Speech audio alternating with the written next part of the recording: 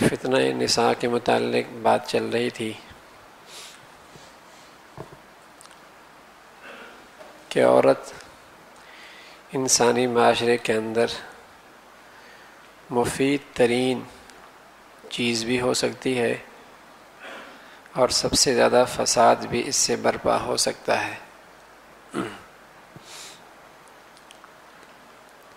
یہ باعث رحمت بھی بن سکتی ہے اور باعث عذاب اور باعث فساد بھی بن سکتی ہے۔ اس لیے اللہ کریم نے اس عورت کی معاشرتی زندگی کے متعلق بہت ساری ہدایات دی ہیں کہ یہ معاشرے کے لیے باعث فساد نہ بنے۔ سب سے بنیادی بات اسلامی معاشرے کے لیے جو ہے اور عورت کی زندگی کے لیے وہ التزام الحجاب، پردے کا اہتمام ہے۔ امی عائشہ صدیقہ رضی اللہ تعالیٰ عنہ فرماتی ہیں کہ جب یہ آیت اتری وَلْيَضْرِبْنَ بِخُمُرِهِنَّ عَلَى جُيُوبِهِنَّ، تو اللہ رحم فرمائے مہاجرات خواتین پر کہ اس آیت کے بعد وہ ایسا لباس پہنتی، ایسی اوڑھنی اپنے اوپر اوڑھتی کہ سوائے ایک آنکھ کے ان کا جسم کا کوئی اور حصہ نظر نہ آتا۔ وَلْيَضْرِبْنَ بِخُمُرِهِنَّ، اور اللہ کریم نے فرمایا وَإِذَا سَأَلْتُمُوهُنَّ فَاسْأَلُوهُنَّ مِنْ وَرَاءِ حِجَابٍ، کہ جب تم حضرات خواتین سے، امہات المؤمنین سے کوئی چیز لینا چاہو تو من وراء حجاب، پردے کے پیچھے سے لینا۔ یعنی یہ حکم دیا جا رہا ہے حضرات صحابہ کو، اور ان کے سامنے جو خواتین ہیں وہ خواتین امہات المؤمنین ہیں، حضور کی بیویاں۔ النبی اولیٰ بالمؤمنین من انفسہم وازواجہ امہاتہم، حضور کی بیویاں امت کی روحانی مائیں ہیں۔ ایک طرف یہ روحانی مائیں، ایک طرف حضرات صحابہ۔ اس زمین و آسمان سے ایسے صاف دل والے انسان نہیں دیکھے جیسے کہ صاف دل والے حضرات صحابہ تھے، اور اس امت نے ایسی خواتین بھی نہیں دیکھیں جو خواتین اللہ نے حضور کی رفاقت میں دے دیں اور زندگی کا ساتھی بنا دی۔ ان سے پاکیزہ خواتین کوئی نہیں۔ لیکن اسلامی معاشرے کے لیے ایک حکم آ رہا ہے، اور اس حکم میں خطاب سب سے ہے، اور پورے اسلامی معاشرے کی حفاظت مطلوب ہے۔ اس کے اندر بے احتیاطی اور اس کے اندر کوتاہی کرنے سے پورے معاشرے کے اندر فساد برپا ہو جائے گا۔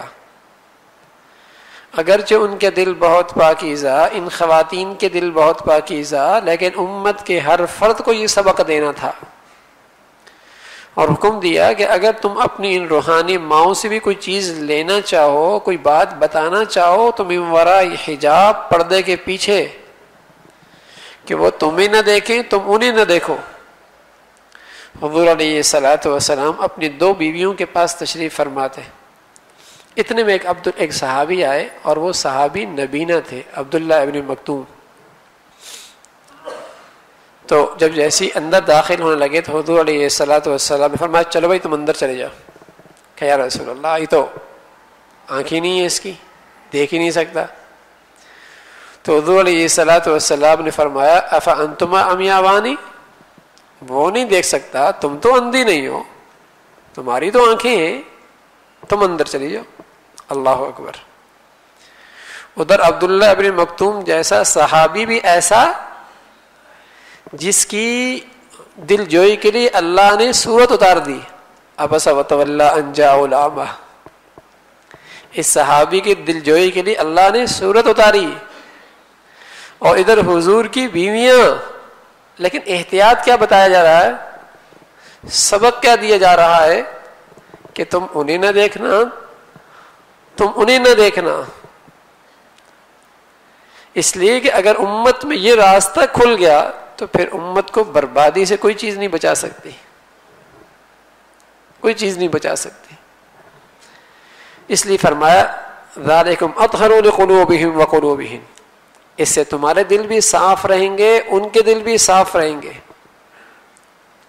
بلکہ یہاں تک اللہ رب العزت نے، اچھا یہ ساری باتیں میں قرآن کی عرض کر رہا ہوں، بہت فتنے ہیں آج، کتاب کا نام بھی فتنہ ہے،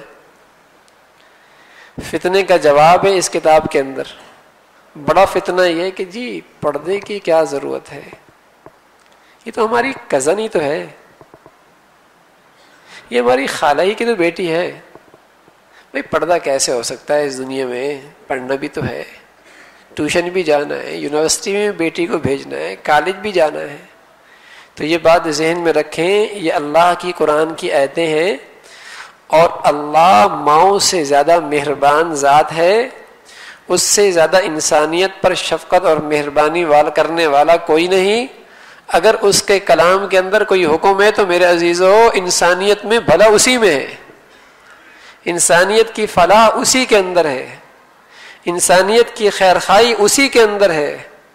مہربان مولا کا حکم ہے.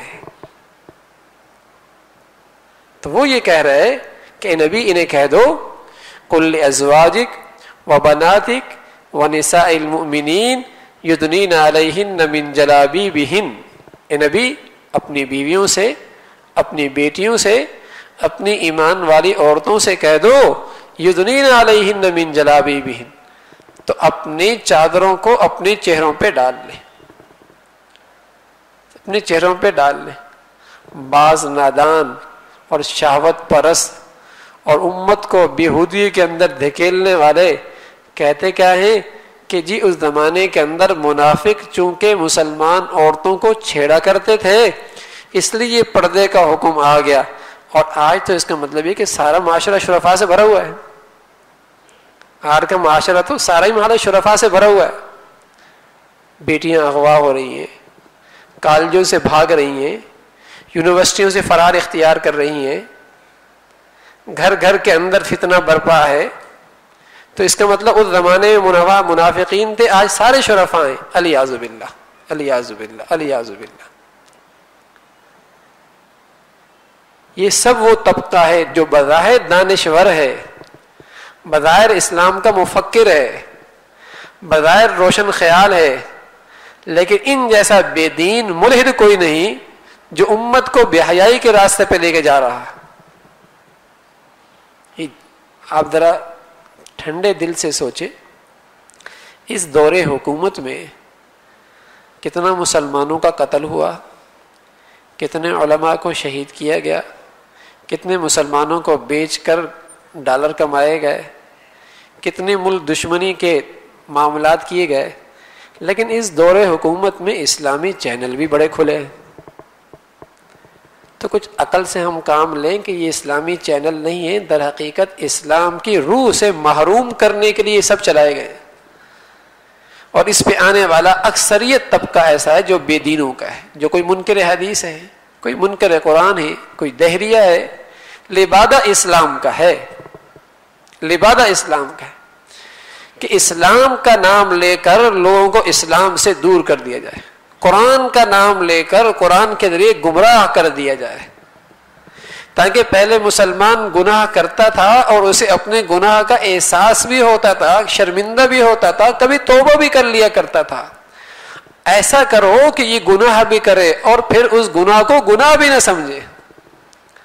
ایسا کرو کہ اسے بے حیا بھی بنا دو، پھر اسے بے حیائی کا احساس بھی اس کے اندر سے نکال دو، اس کے گھر سے اندر سے پاک دامنی بھی نکال دو، اور پھر اس کے اندر سے یہ شعور بھی نکال دو. یہ سارا طبقہ جو میڈیا پہ آنے والا ہے اسی سوچ کو پیدا کرنے کے لیے. لیکن اللہ کا کلام موجود ہے اور قیامت تک رہے گا، اور فتنوں کے سد باب کے لیے اس سے بڑا کوئی ذریعہ نہیں ہے.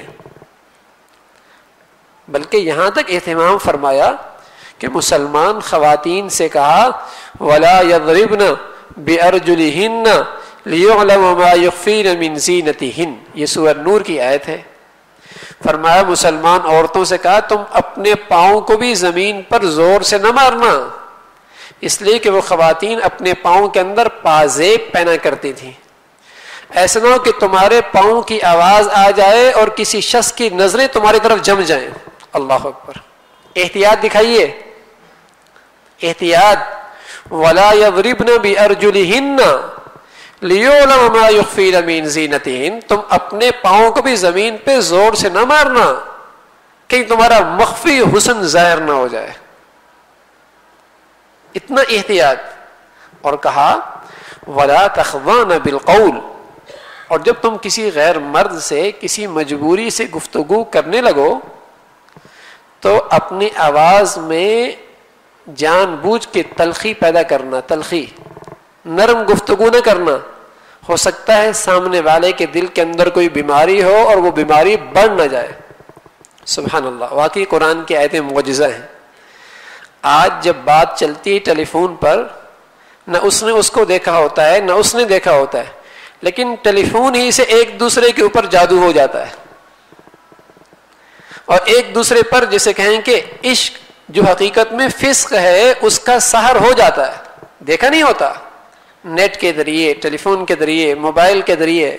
ہاں, آواز کے اندر کشش ہے نا, تبھی تو اللہ کے کلام نے اہتمام کرایا. اللہ نے آسمان سے آیت بھیج دی کہ اس کے اندر بھی فتنہ ہے. ولا تخضعن بالقول. سبحان اللہ. اللہ کا نام ہے, معجزہ ہے.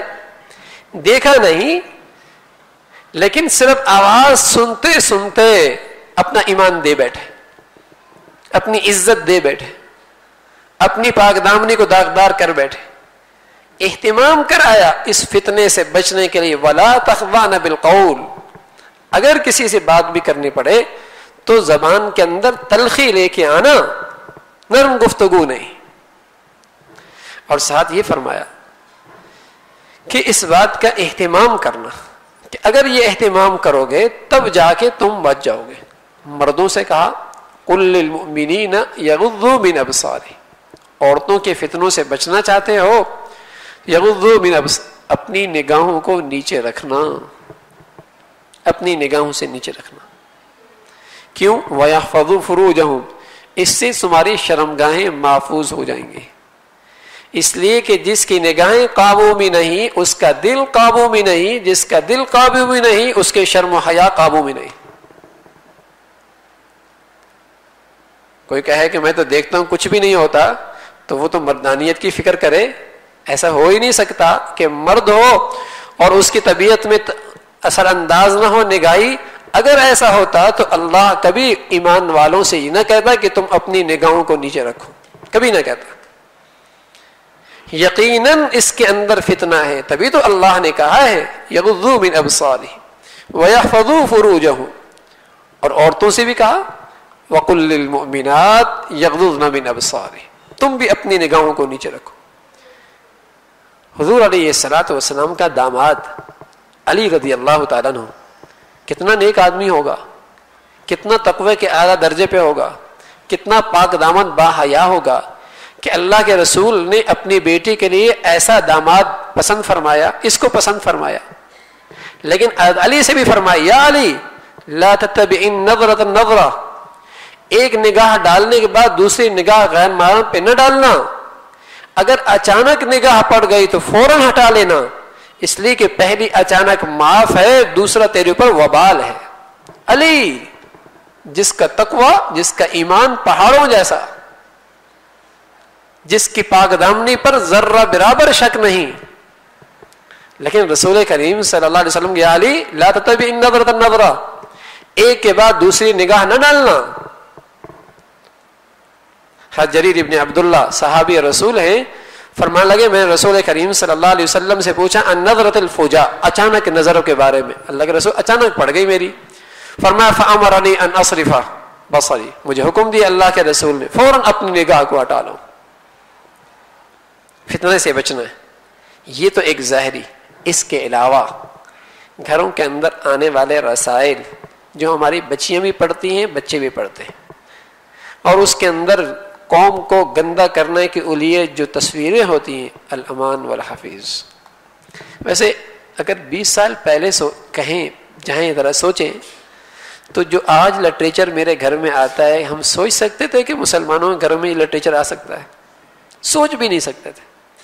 لیکن دشمن نے سلو پوائزن کی طرح، سلو پوائزن، آہستہ آہستہ ہمیں زہر دیا بے حیائی کا. آہستہ آہستہ سائن بورڈ لگا دیے، ٹی وی پہ ڈرامے دکھا دیے، آہستہ آہستہ آہستہ آہستہ ہمیں اس سطح تک پہنچا دیا کہ اب بڑی سے بڑی بے حیائی بھی ہماری طبیعت پہ گرا نہیں گزرتی. بڑی سے بڑی بے حیائی بھی ہماری طبیعت پہ گرا، اس لیے کہ اس نے سلو پوائزن کے ذریعے ہمارے اندر سے حیا کے جراثیم ہی ختم کر دی. غیرت کے جراثیم اس نے اسلامی معاشرے سے ختم کر دی. آہستہ آہستہ اس نے زہر دی، آہستہ آہستہ. پہلے سائن بورڈ کے اندر مرد کی تصویر تھی، پھر عورت کی تصویر آئی، پھر مرد کی بھی آئی، عورت کی بھی آئی، پھر اس کا لباس تھوڑا کم ہوا، پھر بالکل ننگی ہو گئی. کیوں؟ تاکہ سلو پوائزن دو، تاکہ یہ برداشت کر سکے. یہی انداز میڈیا کے اندر، یہی انداز اخبارات کے اندر، یہی انداز رسائل کے اندر. کیوں پتہ نہیں ہم اتنے سادہ ہیں؟ اتنی سادگی میرے عزیزو اچھی تو نہیں ہے نا کہ جس سے ایمان ہی لوٹ جائے، حیا ہی ختم ہو جائے، اولادیں ہی برباد ہو جائیں اور یہ دولت ہی رخصت ہو جائے گھروں سے. تو اس بات کا بھی اہتمام، اگر اس فتنے سے بچنا ہے تو پھر اس بات کا اہتمام ہو کہ اپنے گھروں کے اندر اس گندگی سے نجات دیں. آج ہم ہمت کریں گے، ہماری دعائیں ہمیں، ہماری اولادیں ہمیں دعائیں دیں گی کہ ہمارا ایمان بچ گیا تھا، ورنہ آئندہ نسلیں ہمیں کوسیں گی، آئندہ نسلیں ہمیں کوسیں گی. تو میرے عزیزو، عورتوں کے فتنے کے لیے اللہ نے اور اللہ کے رسول نے ہدایات دی کہ پردہ، حجاب، عورتوں کو جسے کہیں گے یہ دولت سے سرفراز کریں. آپ کیا ہیرا ہوتا ہے، ہیرا آپ اس کو روڈ پہ نہیں رکھتے، اور نہیں چھت کے اوپر رکھتے، نہیں دروازے پہ رکھ دیتے، نہیں جسے کہیں کہ دکان کے اوپر سامنے رکھ دیتے. کیوں؟ ہیرا قیمتی ہے، سنبھال کے رکھتے ہیں بکس کے اندر. بکس کے اندر بھی چھوٹا سا بکس. سچ کہہ رہا ہوں، اسلام کے سرمایہ میں عورت ہیرے سے زیادہ قیمتی ہے، ہیرے سے زیادہ قیمتی ہے. اس لیے اسلام اسے چھپا کے رکھتا ہے، اس لیے کہ اس کے گود میں امت کے افراد نے تربیت پانی ہے. خدا نخواستہ یہ داغدار ہو گئی اور اس کا سرمایہ حیا ختم ہو گیا تو امت بانجھ ہو جائے گی. امت کو پھر رجال کار نہیں ملیں گے، ملک اور قوم کو وفادار نسل نہیں ملے گی، ملت پھر بیکار ہو جائے گی ساری. اس لیے قیمتی دولت ہے. اللہ اور اللہ کے رسول نے ہدایت دی کہ اسے بچا کے رکھیں، سنبھال کے رکھیں. اسی میں میرے دوستو ہمارے معاشرے کی بھلائی، فلاح، گھروں کی، خاندانوں کی اسی کے اندر ہے کہ پردے کا اہتمام کرایا جائے، پردے کا اہتمام کرایا جائے. اللہ بھائی عمل کی توفیق نصیب فرما دے. الحمدللہ رب العالمین والصلاة والسلام علی سیدنا محمد وعلی آلہ واصحابہ اجمعین. اللہم لک الحمد کلہ ولک الشکر کلہ، اللہم لک الحمد کلہ ولک الشکر کلہ. نستغفر اللہ، نستغفر اللہ، نستغفر اللہ. سبحان ربک رب العزة عما یصفون وسلام علی المرسلین والحمد للہ.